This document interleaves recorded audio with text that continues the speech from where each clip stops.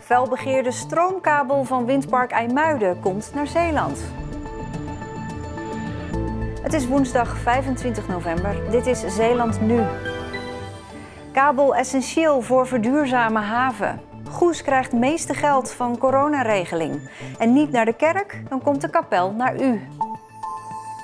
Dag dames en heren. Minister Wiebes van Economische Zaken heeft de knoop doorgehakt. De felbegeerde aansluiting op windpark IJmuiden-Ver gaat naar Vlissingen-Oost. De kabel is van essentieel belang om de industrie in Zeeland te verduurzamen. Er is hier dan ook verheugd op gereageerd. Dit is natuurlijk een fantastische dag voor Zeeland. Wat dacht u toen u hoorde van deze beslissing? Ja, we wisten natuurlijk wel dat we een goede kans maakten.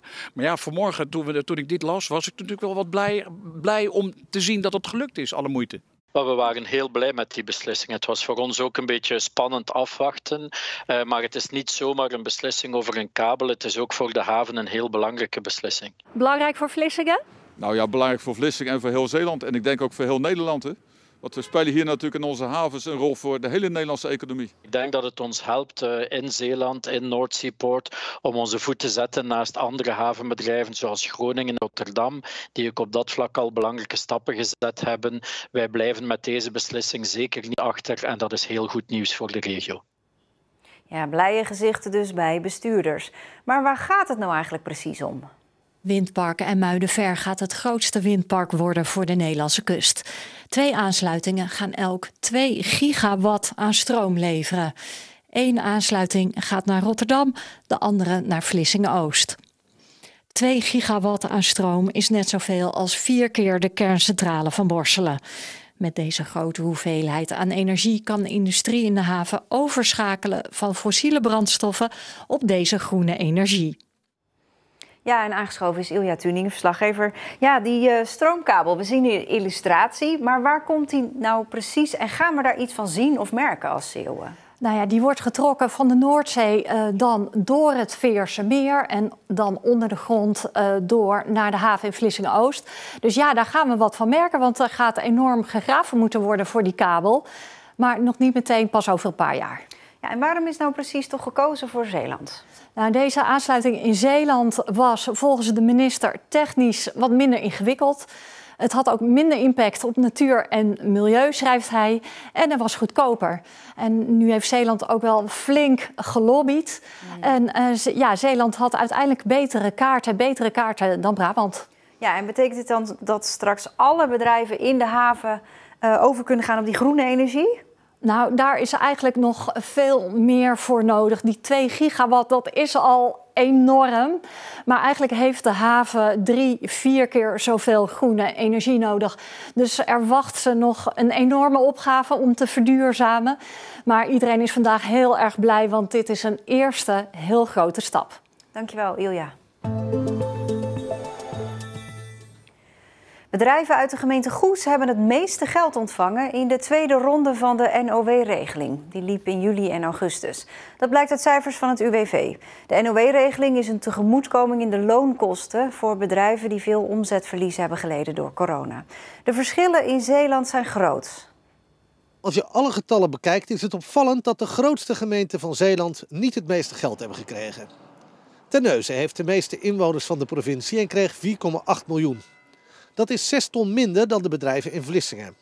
Maar het meeste geld ging naar bedrijven in de gemeente Goes, ruim 6,2 miljoen euro. Opgesplitst naar aantal inwoners is dat per persoon 164 euro. Ook in de NOW-1-regeling hebben bedrijven uit de gemeente Goes het meeste geld gekregen. Als je de bedragen van NOW 1 en 2 bij elkaar optelt, hebben bedrijven uit de gemeente Goes ruim 27 miljoen euro aan steun gekregen. Ik denk dat het een stuk ander soort bedrijvigheid ten opzichte van Middelburg, Vlissingen en Sluis. Veel minder recreatie en horeca ten opzichte van die bedrijven die daar wel gevestigd zijn in die regio. Het aantal bedrijven dat de tweede NOW-regeling aanvroeg nam enorm af. Van ruim 3000 naar ongeveer 1050. De NOW-regeling is een subsidie, maar geen gift. Nee, absoluut niet. Dat tegenover staat dat hun loonkosten ook gewoon doorlopen. Want de subsidie is bedoeld om de loonkosten te kunnen betalen van de werknemers.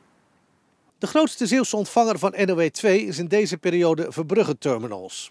Het logistiekbedrijf in Vlissingen en Terneuzen kreeg ruim 8,5 ton. Een overzicht van alle Zeeuwse bedrijven die steun hebben gekregen in de tweede NOW-regeling staat op onze website. Opvallend is de afname in de gemeente Sluis. Die gemeente heeft in totaal 91% minder geld uitgekeerd gekregen dan in de eerste NOW-regeling. Maar er is een duidelijke verklaring voor. Het is echt specifiek de recreatie, horeca die daar gevestigd zijn. En in de NOW 1-periode geen omzet hadden. En in de periode 2 een hele goede seizoen gedraaid hebben. En dus geen recht hadden op een subsidieregeling. Inmiddels is de derde ronde voor de NOW-regeling bezig.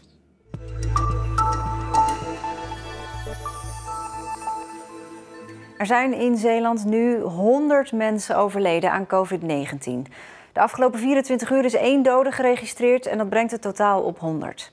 Verder zijn er vandaag 77 nieuwe besmettingen geregistreerd, opnieuw de meeste in Terneuzen. De GGD ziet een daling in de corona-weekcijfers. En daardoor krijgt de dienst weer meer zicht op de verspreiding van het virus. Dat er nu besmettingsclusters op scholen worden gevonden, is daar een bewijs van. Eigenlijk vond ik het wel een goed teken dat we meer clusters zagen her en der. Niet alleen op scholen, maar ook elders. Dat betekent dat we weer zicht krijgen op het virus. Daarvoor was er zoveel virus, dat je denkt, ja, dat kan wel ergens een besmetting zijn, maar dat kan van alle kanten gekomen zijn. De GGD stoort zich er dan ook aan dat er nu veel aandacht is voor de verspreiding van het virus via scholen. Aandacht voor het naleven van de basisregels vinden ze veel belangrijker. Het is nu een beetje weer een hype, denk ik. Ik wil niet meegaan in dat sentiment wat er nu weer in de samenleving is. Want ik weet niet of het de tieners zijn, of dat het weer is, of dat we met z'n allen gewoon te laks zijn. Met een dieet heb je dat ook. Hè? Het is gewoon eigenlijk het VDH-dieet, vreet de helft. Maar de mensen willen dan sexy diëten en die houden ze een jaar vol en daarna komen ze weer aan. Nu willen ze ook van alles horen, maar het is heel simpel. Houd afstand, niet in drukke ruimtes, hoest netjes. Hoe simpel kan het zijn? Laten we eerst die simpele dingen eens doen. Een zeer grote brand vannacht in een landbouwschuur in Filipijnen. Hij stond in lichterlaaien, maar er waren geen mensen of dieren in gevaar. De grote schuur lag vol met hooi en stro en was niet te redden volgens de brandweer. We hebben afgelopen nacht alles op alles gezet om te zorgen dat de brand niet oversloeg naar de andere schuren op het terrein. En dat is succesvol verlopen, dus dat is gelukt.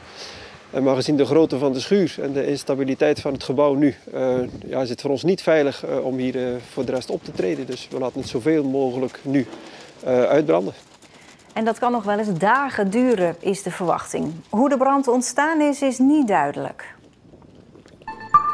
Het is in deze tijd niet voor iedereen mogelijk om naar de kerk te gaan. En dan biedt dit kleine, verrijdbare kapelletje uitkomst. De kapel gaat naar de mensen toe en stond vandaag bij dit woonzorgcentrum in Overzande. Omdat er maar 1 persoon in past, is het ook nog eens coronaproof. Wij kunnen dus niet meer naar de kerk en dat is best wel lastig. En dan komt dat hier en dan loop je even hier naartoe en dan is het ook heel fijn om dat te doen. Nu rijdt het kapelletje alleen nog door Overzande, maar het is de bedoeling dat hij straks door de hele provincie gaat, zodat zoveel mogelijk mensen in coronatijd er gebruik van kunnen maken.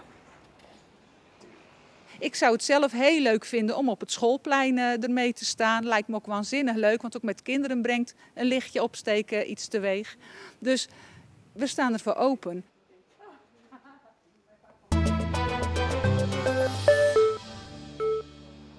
Het standbeeld van Annie M.G. Schmid in Capelle heeft sinds vanmorgen een oranje sjaal om.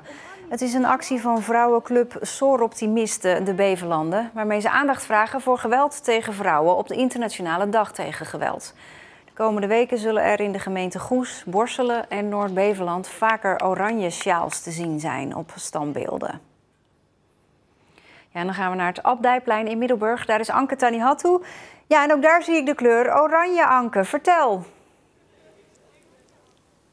Ja, vandaag op de Internationale Dag tegen Vrouwengeweld kleuren overal ter wereld gebouwen oranje. En voor Zeeland is dat hier het Abdijplein in Middelburg, waar het nu echt mooi donker oranje begint te worden. Die kleur oranje die staat voor Orange the World. En dat is een wereldwijde organisatie die strijdt tegen dat geweld tegen vrouwen en meisjes. En als ik zeg wereldwijd, dan denk je niet misschien meteen aan je eigen veilige Zeeuwse omgeving. Nou, dan is het tijd om wakker te worden. Ook hier dichtbij gebeurt er van alles wat we eigenlijk niet weten. En we willen heel graag dat iedereen zich op de Beverlanden, maar in heel Zeeland en heel Nederland natuurlijk, zich daar bewust van is. Dat zoveel mogelijk mensen weten waar ze terecht kunnen als ze met geweld te maken krijgen. Slachtoffers zelf, maar ook hun omgeving. En dat is ook de reden waarom ik dit speldje nu zo pontificaal draag. Dat oranje handje, dat is het handje van stop geweld tegen vrouwen. Het mag niet, het kan niet, het is onacceptabel. Maar het gebeurt nog elke dag, ook in Zeeland. Nou, voornamelijk heel veel seksuele uitbuitingen. Dus meisjes die vermist worden, mogelijk in een loverboy-circuit zitten. Of vrouwen die gedwongen worden om in de prostitutie te moeten werken. Je ziet in de harddrugscene dat heel veel vrouwen aangezet worden tot winkeldiefstallen.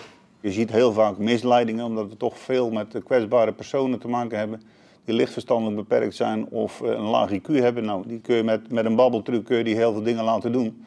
Maar we zien ook meisjes die om ingewerkt worden, verkracht worden. We hebben meisjes gezien die met een stroomstokwapen bewerkt zijn. We zien meisjes die een pistool op het hoofd hebben gekregen. Even tussendoor, je hebt het nu over Zeeland. We hebben het nu over Zeeland, ja. Heel specifiek over Zeeland. Dus dat soort dingen komen dus gewoon voor. Het melden van geweld tegen vrouwen laat nog veel te wensen over. We zien nog te weinig meldingen van instellingen. Nog te weinig meldingen van scholen of van andere instellingen. Dus ja, dat zou eigenlijk nog wel wat beter kunnen. Ja, Anke, het gebeurt dus volop, ook in onze provincie, maar het wordt vaak niet gemeld.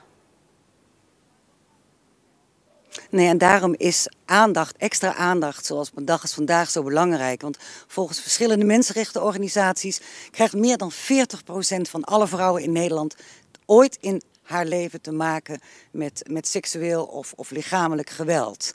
En echt niet alleen in het criminele circuit, zoals we net hoorden, maar ook soms gewoon thuis, veilig verstopt. Achter de voordeur, zullen we maar zeggen. Dus het is belangrijk dat die vrouwen gehoord worden en geholpen worden. Dus als je nu denkt, ik heb iets te melden, er is sinds kort een nieuwe website. Die heet geweldtegenvrouwenmelden.nl. Dus doe dat. Dankjewel, Anke. Het weerbeeld van vandaag. Zon en sluierbewolking en een frisse zuidenwind. Inmiddels is de bewolking toegenomen. Daar valt niet veel regen uit. Vannacht mogelijk lokaal een bui. Morgen ook bewolkt. In de ochtend is het op veel plaatsen nog droog. In de middag en avond neemt de kans op regen toe. En er staat minder wind dan vandaag. Na Zeeland Nu kunt u kijken naar een nieuwe aflevering van Zeeuwse Dokters. De opleiding is er al jaren en die zal ook nooit weggaan. Maar met die gelden kunnen we ervoor zorgen dat er meer opleidingsplekken gecreëerd worden.